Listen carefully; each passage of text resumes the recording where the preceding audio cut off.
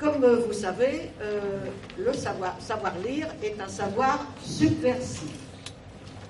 Et depuis que le monde est monde, on fait tout ce qu'on peut pour en empêcher la diffusion. Ça a toujours été le cas. La lecture, généralement, n'était pas autorisée à n'importe qui. Et il n'y a pas si longtemps, à l'époque où les familles bourgeoises avaient une bonne, eh bien, il faut savoir qu'officiellement, le fait de savoir lire pour une bonne était un motif de renvoi. Et il n'y a pas, donc c'est pas le Moyen-Âge. Bon. Il n'y a pas non plus tellement longtemps, lorsque un jour que j'étais à Mexico et j'y étais à un moment d'élection présidentielle, le slogan du parti qui d'ailleurs a eu le pouvoir bien entendu et a gagné les élections, un de son slogans était « Vous avez appris à lire au Chiapas, eh bien vous ne l'avez pas volé, les ennuis que vous avez, vous ne les avez pas volés ». Autrement dit, les Chiapas, on ne leur apprend pas à lire, c'est pas la peine, c'est dangereux et ça embête tout le monde. Enfin, c'est vrai que pour être sûr que la lecture, maintenant que l'école est obligatoire pour tout le monde, c'est terrible. Donc pour qu'on soit sûr que la lecture ne soit pas trop dangereuse, ça c'est pas moi qui le disais, c'était Foucault-Cambert, la société, pas bête, a trouvé deux moyens, et deux moyens qu'on applique merveilleusement. Le premier, c'est de l'enseigner de façon aberrante et inefficace. Donc c'est vrai qu'en enseignant le déchiffrage oralisé au lieu de la lecture, on est tranquille, on aura des gens qui ne sauront pas lire vraiment, qui donneront l'apparence de lire mais qui ne sauront pas lire, qui ne comprendront pas vraiment ce qu'ils lisent. Et le deuxième moyen, dont on parle moins, mais moi j'aime bien en parler, j'en parle pas mal dans mon bouquin, c'est qu'on va orienter la lecture sur la lecture d'évasion. Parce que ceux qui savent lire, pendant qu'ils sont en train de rêver des tas d'histoires, la fiction, etc., ils ne s'occupent pas de ce qui se passe autour de nous. Et ce qui explique que la lecture de réflexion, que la lecture, je dirais, politique, soit totalement absente de l'école depuis toujours. C'est-à-dire qu'on n'apprend généralement pas, sauf cas rares, très rares, qu'on connaît bien mais qui sont rares, on n'apprend pas aux enfants à réfléchir sur ce qu'ils viennent de lire. En général, vous savez ce qu'on fait quand on vient de lire quelque chose? Qu'est-ce que tout le monde demande toujours aux gamins? Alors, vous avez aimé ça? À quoi je réponds? Mais en quoi ça vous regarde? S'il y a une question à ne pas poser, c'est bien, est-ce que vous avez aimé ça? Ça, on s'en fiche d'abord parce que l'amour, c'est une chose totalement personnelle qu'on n'a pas à faire suer les enfants. On n'a pas obligé les gens à aimer. On a tout à fait le droit de ne pas aimer. Que ce soit le football, les lentilles ou la lecture, chacun a le droit de ne pas aimer ça. Le seul problème, c'est que pour la lecture en tout cas, il faut savoir lire, même quand on n'aime pas ça. Et donc il ne faut jamais, jamais, jamais associer la lecture à du plaisir. Car le plaisir, ou l'amour si vous voulez, est une chose personnelle qui se construira peut-être si on leur enseigne bien la lecture. C'est-à-dire que pour aimer quelque chose, il faut savoir le faire. Qui est-ce qui aime jouer au bridge? Ceux qui savent. Les autres vous diront que c'est mortel, ennuyeux, ce qui est faux, c'est formidable. Mais si on sait le faire, si on ne sait pas le faire, c'est pas la peine. Donc ça veut dire que le seul objectif qu'on ait à l'école, c'est pas de donner le goût de lire, comme on dit toujours, ça m'énerve au dernier degré.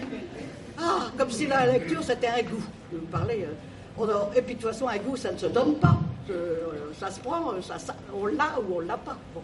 Donc c'est pas de donner un goût de lire, c'est de permettre aux gens de lire, qu'ils aiment ou qu'ils n'aiment pas, ça c'est un autre problème. Et je vais même plus loin pendant que j'y suis, pendant que je voudrais que les enfants découvrent très vite que plus c'est ennuyeux d'apparence, et plus ça veut dire qu'il faut lire. Car je vous signale que nous sommes manipulés par les lectures que nous ne faisons pas. Que ce soit en matière politique, par exemple, pensez bien que qui est-ce qui lit les programmes des candidats avant d'aller voter? Personne, bien sûr. C'est un tort. parce que ça permettrait peut-être de temps en temps de choisir un peu mieux. Et de ne pas se fier seulement à certaines choses très visibles et très frappantes, qui sont les seules choses que les gens utilisent. Donc cette lecture politique, cette lecture de réflexion, cette lecture qui se dit « c'est bien ennuyeux, donc ça veut dire qu'on ne veut pas que je le lise, donc je vais le lire ». Vous savez, ce qui est écrit en petit dans les contrats d'assurance, ce qui est écrit en minuscule dans les contrats d'embauche, etc. Tout ça qui est fait vraiment pour qu'on ne le lise pas. Bon, alors, je crois qu'après ce préambule sur ce qu'est la lecture, c'est-à-dire la lecture, c'est donc pas du tout ni quelque chose qu'on aime, on a fait le droit de pas l'aimer, ni quelque chose comme ça qu'il faudrait savoir et donner l'illusion à travers un déchiffrage oralisé. La lecture, c'est un outil de libération de l'homme, c'est un outil d'émancipation, c'est un outil d'autonomisation, et à condition justement que ce soit totalement maîtrisé et débarrassé de tout affectif qui, encore une fois, est une affaire personnelle que chacun organise à son gré et utilise ou n'utilise pas. Voilà. Bon, donc, alors, si le titre du bouquin, et que vous voyez là écrit derrière, c'est lire, c'est comprendre, donc, c'est le donc qui est très important. Apprendre à lire, c'est apprendre à comprendre. Et si j'ai ajouté ce qui est écrit, c'est parce que vous savez sans doute que l'argument de nos adversaires, c'est de dire « Ah, mais la compréhension, c'est autre chose. De toute façon, la compréhension, ce n'est pas spécifique à la lecture. » Ça ne serait pas spécifique à la lecture, puisqu'on doit comprendre l'oral. Et d'ailleurs, quand vous lisez les propositions ici ou là sur comment ajouter un peu de compréhension à un enseignement qui est tout le contraire, eh bien, en général, on s'appuie sur la compréhension orale. Or, je suis désolée, mais il n'y a même pas besoin d'avoir fait 10 ans d'études, on comprend très bien, on voit très bien que comprendre de l'oral et comprendre de l'écrit, ça ne met pas en jeu du tout les mêmes compétences. Et que la compréhension de l'écrit, c'est la compréhension de l'écrit. Et que ni pour la compréhension, ni pour autre chose, on a à passer par l'oral. Ni pour la compréhension, ni pour quoi que ce soit d'autre, l'oral n'a à voir avec la lecture. Ça aussi. Et c'est une des choses les plus dangereuses d'histoire, que de focaliser, comme c'est fait dans les préconisations officielles, sur les sons. Alors, je ne sais pas si vous avez lu le petit livre orange, qui est une catastrophe absolue. Vous avez la liste des sons à étudier. Je crois que plus bête, on meurt. Mais vraiment, hein, parce que là, c'est pas seulement que ce soit contestable c'est bête, c'est complètement bête. Bon, moi, je ne sais pas ce qui leur prend, enfin, ça, c'est autre chose. Donc, voilà pourquoi j'ai rajouté ce qui est écrit, parce que c'est effectivement apprendre à comprendre ce qui est écrit, ça n'est pas la même chose qu'apprendre à comprendre ce qu'on me dit. Et que ça pose d'autres problèmes qu'il faut évidemment résoudre. Mais il n'y a que 52 ans que je travaille sur la lecture. Alors forcément, c'est un peu nouveau, hein, donc on comprend que je ne suis pas toujours très sûr de ce que je dis. Hein. Bon. Oui, effectivement, je tiens à le rappeler parce que c'est une date tout à fait intéressante, et je ne sais pas si tout le monde le sait, mais c'est un ministre de l'Éducation nationale qui a demandé expressément à ce qu'on réfléchisse pour trouver d'autres méthodes que le b.a.-ba, qui était la seule méthode avant les années 60 et qui avait abouti à des résultats. Les premières enquêtes sur la lecture, il faut le savoir, qui ont eu lieu en 1966, les toutes premières, faites de manière un peu sérieuse, ont fait apparaître que 53% des adultes de plus de 30 ans ne lisaient rien du tout, pas même le journal. Donc, théoriquement, ils savaient lire, mais ils ne lisaient pas. Alors, à quoi ça sert de savoir lire si on ne s'en sert pas, hein, comme dira l'autre. Bon.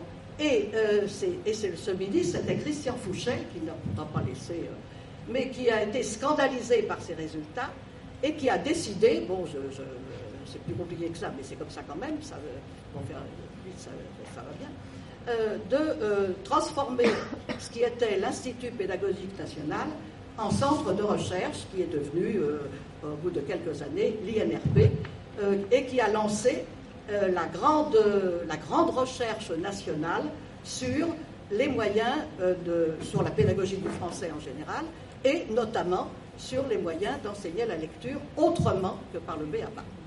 Bon, ça, je crois que c'est toujours important de savoir que ce démarrage-là, il vient d'en haut.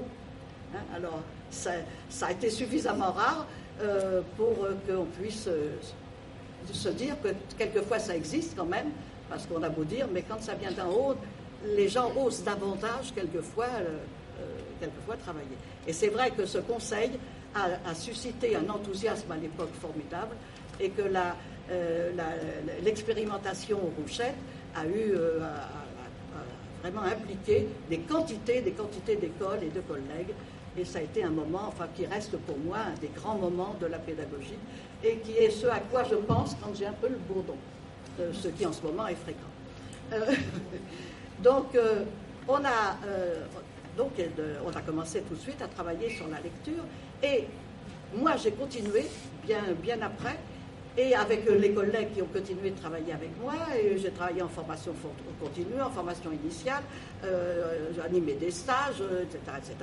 J'ai travaillé, j'ai écrit des tas de bouquins, et tout ceci est arrivé, c'est pour ça que je dis ça, est arrivé à une mise en forme d'une démarche que je me suis permis de rédiger dans le bouquin qui est là, parce que je pense que tout ce travail qui a de 52 ans d'âge peut aider les collègues, peut servir de base de réflexion et de travail pour une alternative à la stupidité blanquérienne. Et c'est ça le problème. Et donc, j'ai travaillé d'une manière extrêmement concrète. Et c'est sur le terrain, tout. C'est pas des théories que j'ai accumulées, c'est du travail sur le terrain. Et donc, dans lequel les collègues que ça intéresse peuvent puiser des idées, non pas appliquer, surtout pas le verbe appliquer, mais trouver des idées pour faire des choses un petit peu plus intelligentes. Cette démarche que nous avons mise au point, elle commence par 4 convictions qui me semblent fondamentales et premières. La première de ces convictions, c'est l'élève est une personne. Les élèves sont des enfants. Ça veut dire que les élèves ne sont pas des êtres à qui on va imposer des choses, que l'on va mesurer comme des objets, que l'on va de l'extérieur. Je rappelle que sur un être humain, qu'on ne évalue pas un être humain de l'extérieur. Pour un être humain, il n'y a d'évaluation que participative. C'est-à-dire que dès qu'il y a évaluation, le sujet évalué doit participer à cette évaluation. Et donc en classe, c'est bien comme ça que les évaluations doivent se dérouler, de manière participative en permettant de confronter des regards différents, le regard de l'enseignant. Je dis bien participatif, ça ne veut pas dire que c'est les enfants qui évaluent, mais participatif, c'est-à-dire qu'on va confronter le regard des enfants, le regard du maître, le regard des pairs. Tout ça permet de situer, au moment où on veut évaluer, ce qui a été accompli. Donc, et donc ça veut dire, si j'y insiste tant aussi, c'est parce que c'est totalement absent des nouveaux programmes, déjà des programmes de 2008, l'enfant est absent. Vous pouvez relire les programmes de 2008 et les réajustements de Blanquer ont fait disparaître le peu qu'il y avait dans les programmes de 2016 qui ramenaient l'enfant. Ça a disparu à nouveau, c'est-à-dire que vous n'avez plus d'enfants, vous avez des élèves qui doivent faire ce qu'on leur demande. Point barre. Le verbe comprendre, le verbe réfléchir, etc., sont des verbes qui ont disparu des programmes. Et ça, il faut quand même bien en avoir conscience. Enfin, c'est assez énorme, non? Et moi, je n'arriverai pas à comprendre que les gens ne protestent pas plus que ça. Enfin, que les collègues, notamment les collègues, et les parents d'élèves aussi, ne bougent que pour leur portefeuille. Il n'y a que ça qui les fait bouger. Alors, ça, je trouve que ça vraiment, pour vous flanquer de bourdon, c'est difficile de trouver pire. Donc, ça, c'est la première. La deuxième conviction importante, c'est que le facteur numéro 1 de réussite d'un enfant, c'est le sentiment de sécurité qu'il doit éprouver dans son travail d'apprentissage et en classe. Or, vous savez comme moi que pour 1000 raisons, qui ne tiennent pas forcément à l'absence de gentillesse des collègues, au contraire, l'école est un lieu de stress, est un lieu de peur, est un lieu de cauchemar pour une bonne partie. Et ça ne date pas d'aujourd'hui. Moi, je me souviens, gamine, supplier je ne sais quel dieu auquel je n'ai jamais cru, d'envoyer une tempête ou d'envoyer quelque chose qui m'aurait permis de ne pas aller à l'école ce jour-là. Bon, la peur que j'ai eue enfant d'aller à l'école, et j'étais fille d'instit, et j'étais pas trop mauvaise élève, donc ça permet de comprendre ce que ça peut être pour des quantités d'enfants qui vont vraiment à reculons et en souffrant, et donc c'est pas étonnant qu'ils apprennent pas. Enfin, c'est impossible. Un enfant qui a peur, un enfant qu'on embête, un enfant à qui on impose des choses, est un enfant qui n'apprendra pas. Bon, ça c'est sûr. Donc, sentiment de sécurité bien réglé. Et notamment de sécurité langagière. Ce qui veut dire une politique du langage, on déborde de la lecture, mais c'est important, mais la lecture en fait partie. Une politique du langage tout à fait différente, c'est-à-dire qu'on cesse de se moquer des accents, qu'on cesse de parler d'un langage qui ne serait pas bon, c'est pas bien de parler comme ça. Je suis désolée, même si je dis tu me fais chier, c'est pas aussi beau qu'autre chose. En tout cas, c'est facile à comprendre. Enfin, je vous dirais, c'est énergique. Si je dis tu m'ennuies, on pense à tu me fais chier, c'est autre chose. Bon, alors simplement, c'est une formule que je ne vais pas utiliser partout. C'est tout. Mais c'est pas plus mal qu'autre chose. C'est inadapté. Et donc là aussi, il faut bien travailler sur cette notion-là. Et on n'a pas à dire aux enfants qu'ils parlent mal, parce qu'en disant qu'ils parlent mal, on fait du mal aux parents, parce qu'ils parlent comme leurs parents. Et on n'a aucun droit de dire des choses pareilles. Ça, c'est alors là, je reviens à l'enfant est une personne. On n'a pas à se moquer. Bon.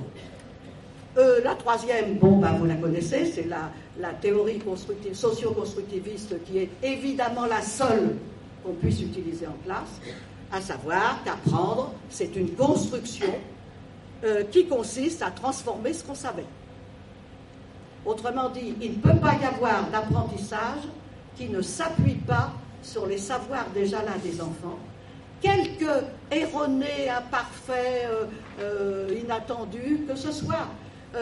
Un savoir imparfait est un savoir.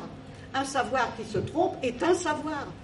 Et je n'ai pas à faire ce que l'école a toujours fait, c'est-à-dire effacer, faire oublier le mauvais savoir, si j'ose dire, pour en mettre un bon à la place. C'est pas du tout comme ça que les choses se passent. Apprendre, c'est vraiment transformer ce qu'on sait. Et donc mettre en place toute une série de procédures qui vont permettre à l'enfant de l'intérieur de faire évoluer ses croyances et ses certitudes quand il en avait. Et évidemment, je me suis confrontée à ce problème parce que c'est la même chose pour les adultes en formation, hein, évidemment. Et on sait bien que les choses ne changeront dans les classes que si les gens ont de l'intérieur transformé leurs convictions. Mais pour avoir fait je ne sais combien de conférences un peu partout, et avoir découvert là aussi avec tristesse combien ça ne changeait pas grand-chose, c'est-à-dire que les collègues gentiment me disaient « Oh, c'était bien ce que tu as dit, oh, qu'est-ce que c'était bien », et puis ils retournaient faire les syllabes et tout le bazar, tranquillement. Hein, j'ai pas le temps de me... C'est bien, mais alors ça va être trop compliqué, hein, j'ai pas le temps de toute façon, donc allons-y pour les syllabes. D'autant plus que c'est ce que veut l'inspecteur, alors on va quand même pas aller chercher midi à 14h. Bon, donc ça... Et puis alors, le dernier, qui est pas du tout présent, et qui est essentiel, la pratique sociale adulte, dans toute sa complexité du savoir à acquérir, doit être présente dès le début des apprentissages. Alors, d'où vient ce principe essentiel? Il vient de nos collègues de l'éducation physique. Et il vient c'est eux qui disent qu'on n'apprend pas à nager en dehors de l'eau, on n'apprend pas à faire du ski dans sa chambre, etc. Et que si... Et alors, ce qui est important à retenir, c'est que ça, pourquoi ils disent ça? Parce que leur discipline, et c'est d'ailleurs pour ça que les collègues de PS sont généralement très en avance en pédagogie, enfin ont été, je ne sais pas si c'est toujours vrai, mais ont été très en avance en matière de pédagogie, c'est eux qui ont fait bouger beaucoup de choses en matière de pédagogie, parce qu'ils ont la chance, en études, d'avoir des contenus d'enseignement qui sont des activités, qui sont des situations. Et une situation, effectivement, il faut qu'elle soit complète. Or, savoir lire, qu'est-ce que c'est que lire? C'est justement pas du tout, c'est pas comme les identités remarquables ou la liste des Capétiens directs, c'est pas du tout un savoir du même type.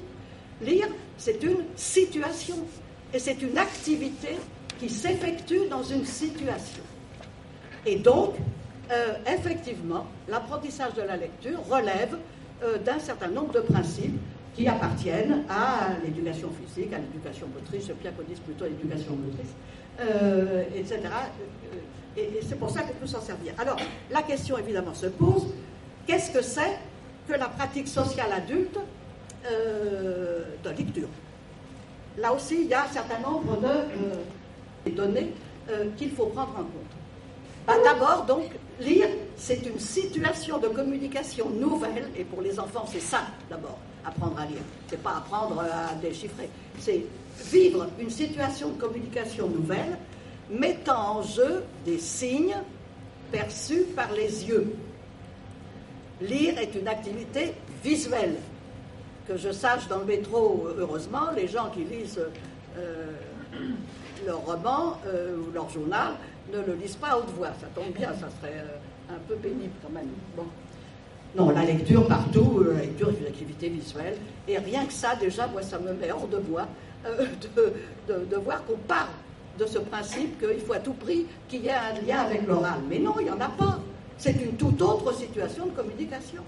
Et il en est de la lecture, comme justement de l'orthographe, qui est l'image de la langue écrite, comme la prononciation est l'image de la langue orale.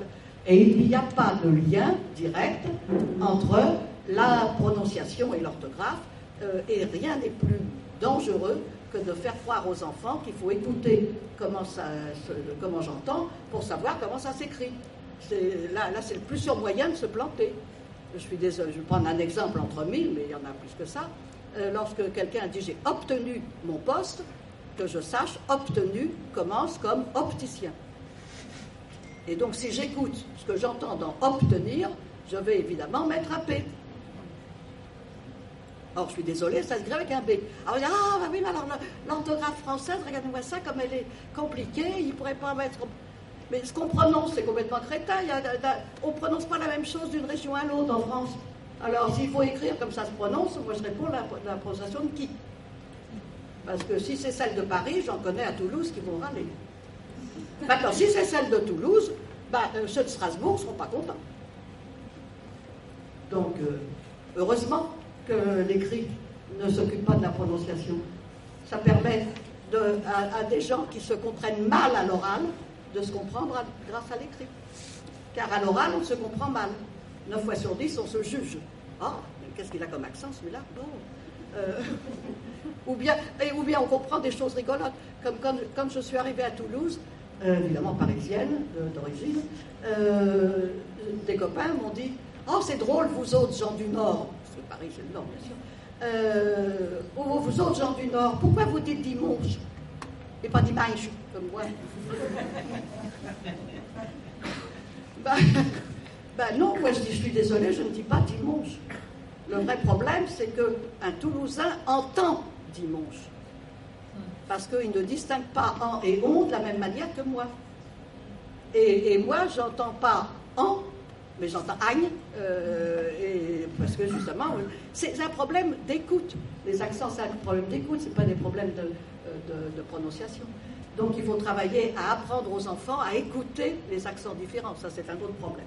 Bon, mais c'est un des problèmes de l'oral que je trouve tout à fait passionnant et qui ne sont absolument pas étudiés maintenant à des kilomètres.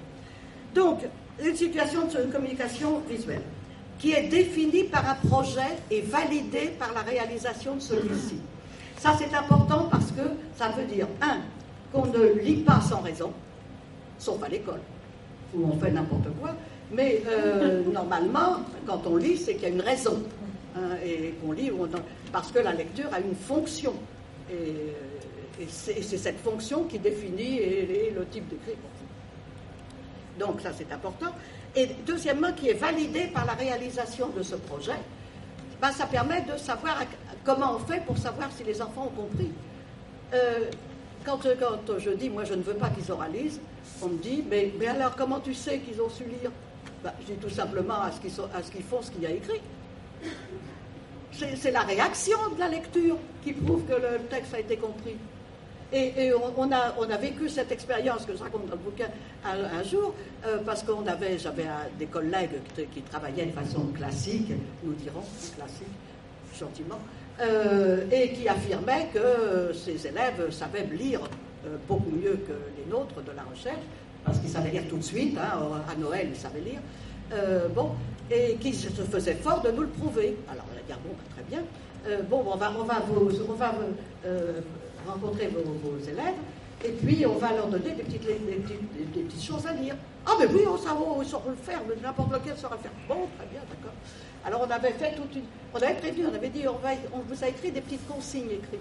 Alors il y avait, va te promener à la fenêtre, prends le cahier rouge, etc. Vous voyez, le style de petite épreuve. Tous les gamins de la classe sont venus fièrement nous lire à haute voix, très bien, chacun des deux. Et personne n'a fait ce qu'il avait écrit. Et quand on a dit, mais enfin, pourquoi tu ne le fais pas? Alors les gamins nous ont ouvert des grands yeux en disant, mais on ne savait pas qu'il fallait le faire. C'est-à-dire, je dis tout simplement, ça prouve que la fonction de la lecture leur avait été cachée. Car lire, c'est provoquer une réaction, obligatoirement. Autrement dit, c'est rire quand c'est drôle, c'est se foutre en colère quand c'est scandaleux. Quand on lit Blanquer, par exemple, le fait qu'on prouve qu'on a compris, c'est qu'on est en colère. Ça se voit tout de suite. Ça, c'est des gens qui savent lire. Etc., etc. C'est la réaction. Donc, ça veut dire, vous voyez, ça donne une toute autre dimension au travail de vérification, comme on dit toujours. On dit, mais comment on pourrait vérifier? Tout simplement comme ça. Bon, autre chose capitale sur la lecture. Lire est une activité qui requiert des objets. Parce qu'on ne lit pas en l'air. On lit sur des objets. Et des objets qui se manipulent. Pas forcément facilement. Pas de la même manière. On ne lit pas un journal comme on lit un bouquin du livre de poche, comme on lit un ouvrage de la Pléiade, comme on lit l'objet de lecture. Modifie la conduite de lecture, et donc on ne peut pas apprendre à lire indépendamment des objets. Alors quand je dis ça, on me dit mais ils ont un manuel, c'est un livre. Oui, quel livre? En général, ça c'est un livre qui suscite l'amour de la lecture par excellence, ça il n'y a aucun doute. Mais je suis désolée, c'est pas ça quand on parle des livres, c'est être plongé dans les livres, en connaître les fonctions, mettre les enfants en situation de découvrir comment on s'y prend. Par exemple, pour lire le journal, le fait que le texte soit en colonne, il me semble que c'est quand même très différent. Si vous vous souvenez, il y avait un sketch je crois que c'était de Elie Seebohm, je ne sais pas toujours, où il disait qu'au début, il ne comprenait rien en lecture parce qu'il lisait toute la ligne sur les 2 pages. Oui, il n'avait pas compris qu'il fallait aller à la ligne. Mais ça comptait que c'est tout à fait ça, c'est extrêmement possible. Donc, il n'est pas possible de ne pas commencer l'apprentissage de la lecture par la manipulation des objets à lire. Et de savoir que ces objets à lire ont des formes, des tailles, des poids, etc., différents.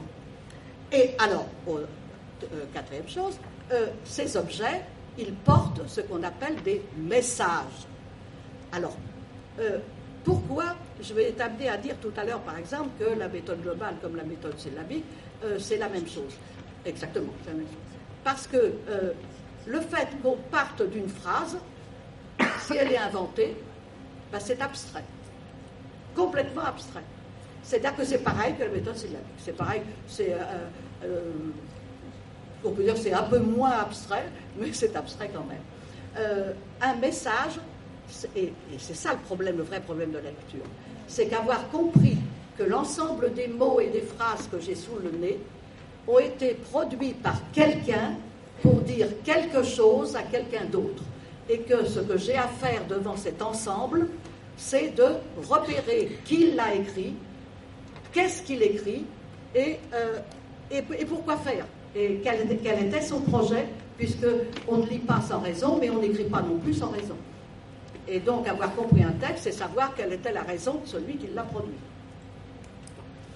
Donc, c'est cette notion de message. Ça veut dire que si on ne lit pas des messages dont les auteurs sont repérables et les projets également, on n'apprend pas à lire. Ce qu'on fait sur des mots ou sur des petites phrases inventées, c'est pas de la lecture, c'est de la reconnaissance vaseuse d'éléments de langage. Mais ça n'a rien à voir avec la lecture, rien à voir. Alors, on me dit, mais des mots, tu travailles quand même de temps en temps sur des mots isolés, car tu travailles sur sortie écrit au-dessus de la... ou sur mairie de Toulouse, là. Je vois bien que c'est isolé, ça. Je dis que c'est peut-être isolé, mais je suis désolée, c'est un message. C'est pas des mots isolés. C'est un message qui m'explique que cette salle, elle appartient à la mairie de Toulouse. Et donc, je peux en faire ce que je veux, c'est-à-dire avoir envie d'y aller ou pas avoir envie d'y aller. Mais c'est-à-dire que je vais réagir face à ce message. Quand on voit sortie écrit au-dessus d'une porte, eh bien, ça veut dire que c'est par là qu'on peut sortir du bâtiment. C'est pas un mot isolé du tout. Et c'est comme ça, et ça renvoie à l'anecdote que je raconte dans le bouquin, et que j'ai raconté. Alors, mes anciens l'ont entendu certainement une fois, mais je leur demande pardon d'avance. Cette jolie anecdote qui est arrivée dans un CP où on avait on a eu un problème avec une grand-mère. Vous savez, les parents, c'est pas marrant à l'école, hein, mais il y a pire que les parents, c'est les grands-parents. Et il y a pire que les grands-parents, c'est les grands-parents enseignants à la retraite. Là, il faut se les fader, ceux-là. Bon. Pénible. Donc, un jour, une grand-mère est venue nous voir outrée, brandissant un petit papier en disant « Ah, vous travaillez sur les étiquettes de produits, mais enfin, c'est complètement ridicule, ça ne veut rien dire. Regardez-moi ça, j'ai écrit Vittel sur ce papier, et le gamin n'a pas été capable de lire Vittel. Oh, » Quelle horreur. Bon, alors, donc, on essaye de calmer un peu. On a eu en quelque sorte, alors, deux, 3 jours après, il y a le père, c'est-à-dire le fils de la grand-mère en question, qui vient nous voir, qui nous dit, vous savez, ma mère est rassurée. Ah, mince, qu'est-ce qui s'est produit un miracle. Alors, il me dit, non, il s'est produit ceci. Chez moi, j'avais des habits, et le petit gamin, je ne sais plus comment ça s'appelait, était absolument insupportable, comme sont les gamins quand il y a des amis, et que les parents sont en train de parler entre eux, était donc insupportable et réclamait du sirop. Et le père, qui en avait par-dessus la tête, le renvoie balader, le gosse, en disant « Écoute, fiche-moi la peine, de toute façon, c'est plein de colorants, ces trucs-là, t'as pas besoin de boire ça. » Le gosse, ulcéré, qui n'avait pas su lire Vittel sur le papier, ulcéré, fonce dans la cuisine, va chercher la bouteille de sirop, revient, se plante devant son père et dit « Là, il y a écrit sans colorant. » Donc, ça veut dire quoi? Ça veut dire que devant un message, il y a une réaction, il y a eu de la lecture. Mais Vittel écrit sur un papier, mais qu'est-ce que vous voulez me dire? Quel intérêt il y a à lire Vittel écrit sur un papier? Quand Vittel est écrit sur une bouteille, d'accord, ça a un sens, Et là, je fais de la lecture, c'est-à-dire que si c'est ce que je veux, je suis contente, j'en ai trouvé une. Si c'est pas ce que je veux, je cherche autre chose. Mais donc c'est ça. Et c'est cette notion de message qui est quelque chose de très nouveau, je crois, qui n'a jamais été bien clairement explicité et utilisé avec les collègues en formation, que ce soit initiale ou... et puis alors, bien entendu, le dernier, selon des conduites diverses. Parce que, comme je disais tout à l'heure, on ne lit pas de la même manière. La conduite de lecture, elle varie en fonction des projets. Je ne lirai pas la même page de Balzac si c'est pour savoir la suite, si c'est pour faire une disserte dessus, si c'est pour juger d'une adaptation cinématographique que j'ai vue, etc. Je ne referai pas la même lecture, même de la même page. Donc, la conduite de lecture va se faire en fonction des projets et, bien entendu, en fonction des objets à lire. Ça, je l'ai déjà dit. Donc, vous voyez comment on a avancé à clarifier. Vous voyez, ça, c'est le travail que j'ai fait. Il y avait tout ça, c'était des flashs, des impressions qu'on trouvait au fur et à mesure avec les collègues, de nos expérimentations, on trouvait des petits trucs. Et puis ce que j'ai fait dans ce bouquin, c'est justement d'essayer de mettre tout ça en forme et de donner sens, comme on dit. Où est-ce que je vais là? Alors, du coup, tout ce travail nous a conduit à définir, à découvrir ce qu'on sentait là aussi confusément depuis longtemps, mais à découvrir de façon claire que la problématique de la lecture n'est pas du tout celle qu'on dit tout le temps.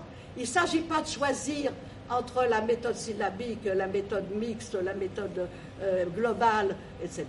C'est absolument pas ça la problématique.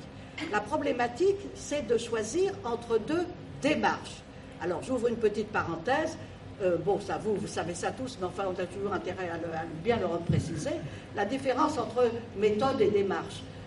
Souvent, on dit « Ah, la méthode charmeuse, ça me met en colère, invariablement. » Parce qu'il n'y a pas de méthode, d'abord, il n'y a rien de charmeux, il y a des propositions, comme que n'importe qui d'autre que moi vous faites aussi, et c'est tout.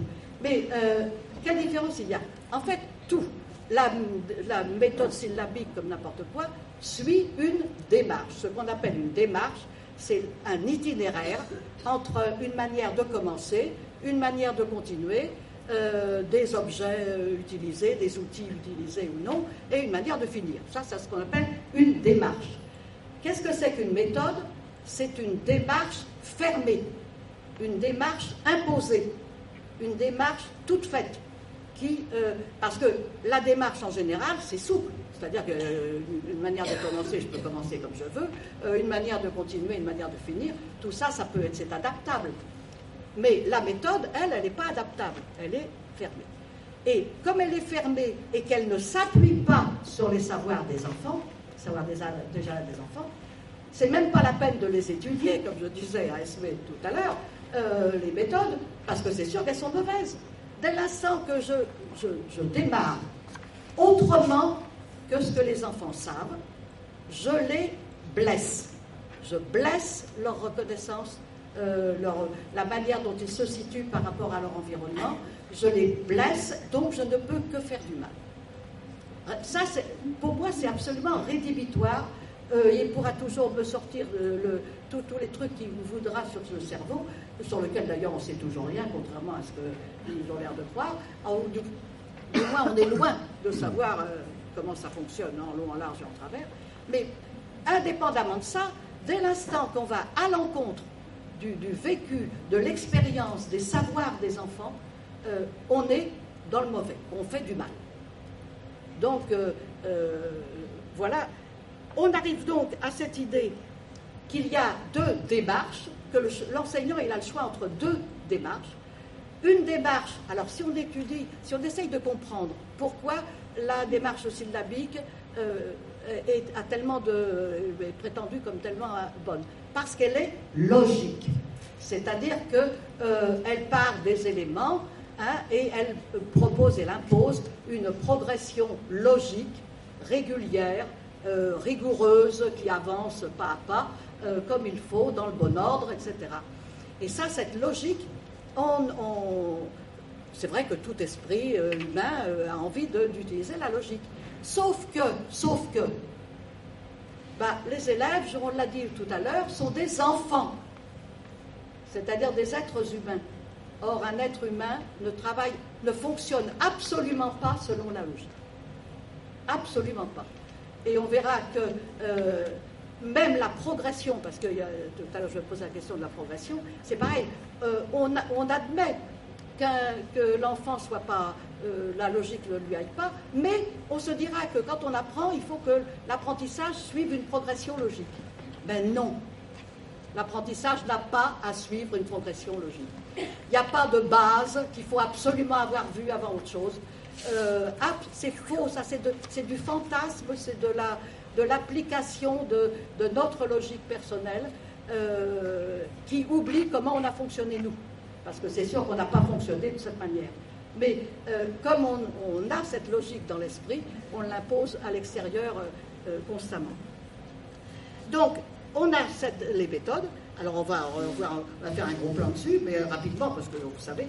Et puis, une démarche que je propose d'appeler psychopédagogique, parce qu'elle s'appuie qui va du connu de l'enfant vers ce qui n'est pas connu. C'est ça. Et bon, et c'est, on dira, les pédagogues ou les pédagogistes, si vous voulez utiliser le vocabulaire à la mode. Bon, alors, les démarches logiques, deux mots, parce que c'est pas intéressant, mais en plus c'est important de savoir, elles ont un point commun, deux points communs du moins. Le problème, c'est qu'elles partent de l'abstrait pour arriver, Dieu sait quand, et en général ils ne s'en occupent pas, donc on n'y arrive pas, vers le concret. Le concret est très, très, très, très, très lointain. Et le deuxième point commun, c'est que la lecture est un déchiffrage oralisé. Même en méthode globale, on déchiffre oralement ce qu'on a mémorisé. Et comme la méthode globale propose des phrases inventées, des petites phrases inventées, on est en plein dans l'abstrait. On est dans des groupes de mots abstraits, on n'est pas dans des messages, bien entendu. Et alors, les différences, là, j'y insiste pas, on est bien d'accord, ils partent des éléments, hein, la méthode globale part des petites phrases et des mots, d'ailleurs des mots reconnus globalement qu'on analyse, des petites phrases dont on découvre les mots et qu'on analyse. Mais on est de la même manière et dans l'oralisation déchiffrante et dans l'abstrait. La démarche psychopédagogique, elle a donc, alors il y en a deux. Elles ont comme point commun de partir du connu de l'enfant, de partir de l'enfant et de ce qu'il sait, et de le conduire vers ce qu'il ne sait pas. Le premier qui s'est posé cette question et qui a eu une idée tout à fait extraordinaire, c'est Freinet. Son moyen de partir du connu de l'enfant, c'était d'utiliser les écrits des enfants. Les enfants écrivaient des choses, ils s'exprimaient, et on lisait ce qu'ils avaient écrit. Bon, c'est incontestablement un moyen tout à fait intéressant et sur lequel on s'est énormément appuyé pour même définir la nôtre. On est allé plus loin. Et la nôtre, c'est d'utiliser les écrits connus des enfants, c'est-à-dire les écrits qui appartiennent à leur environnement. Parce que là aussi, on oublie tout le temps que les enfants, mais même à 2 ans, ils arrivent à l'école avec plein de savoir sur l'écrit. C'est fini l'époque où à l'école, ils découvraient l'écrit depuis zéro et où à la rigueur, ça pouvait presque s'expliquer qu'on parte des lettres, des choses comme ça, puisque c'était vraiment l'inconnu total.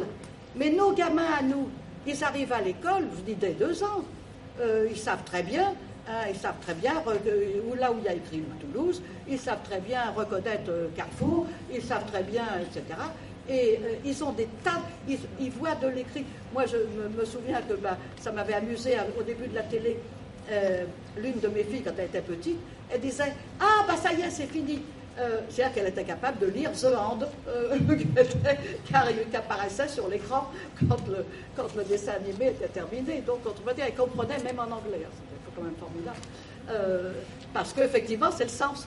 C'est pas les mots. On sait très bien qu'on comprend. Il y a plein de choses qu'on comprend et qu'on ne saurait jamais prononcer. Enfin aussi, ils n'ont pas encore pigé ça. quand vous lisez un roman russe, vous ne prononcez pas les noms des personnages, vous n'y arrivez pas.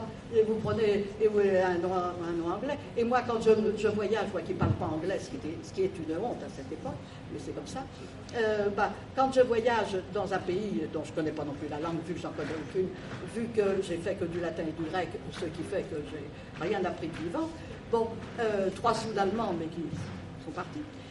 Quand je voyage et que je suis à l'aéroport, je dis, c'est Gap 5. Tiens, là, c'est Departure, c'est par là. Et je m'en fiche éperdument que ce ne soit pas comme ça que ça se prononce, parce que moi, l'oral, j'en ai rien à fiche.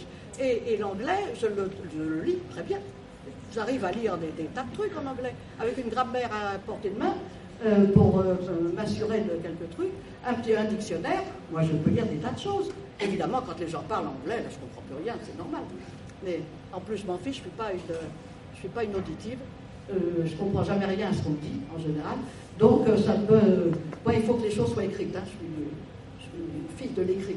Et je trouve que, justement, contrairement à ce qu'on dit souvent, une langue étrangère est bien plus facile à apprendre à l'écrit qu'à l'oral. On rentre dans...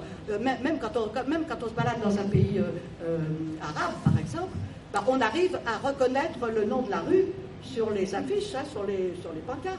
On arrive. Parce que c'est visuel. Évidemment, on serait bien incapable de prononcer. Mais dès l'instant que c'est visuel, on s'en sort. Le visuel est toujours beaucoup plus facile à travailler que l'oral. C'est pour ça aussi que l'audition. C'est pour ça que c'est tellement idiot d'obliger les petits à travailler sur les sons, alors que c'est la chose la plus abstraite, la plus incompréhensible, la plus inaccessible qui soit. Et on peut dire qu'on les détruit. Enfin, moi, j'ai dans mon entourage, j'ai vu des petits bouchons détruits, hein, dont on a détruit la lecture. Et j'ai un arrière-petit-fils qui est comme ça. C'est-à-dire qu'il était merveilleux en lecture à l'école maternelle. Le CP, les syllabes à frapper, tout le bazar, ça a été un rideau de fer, c'est fini, il ne veut plus en entendre parler.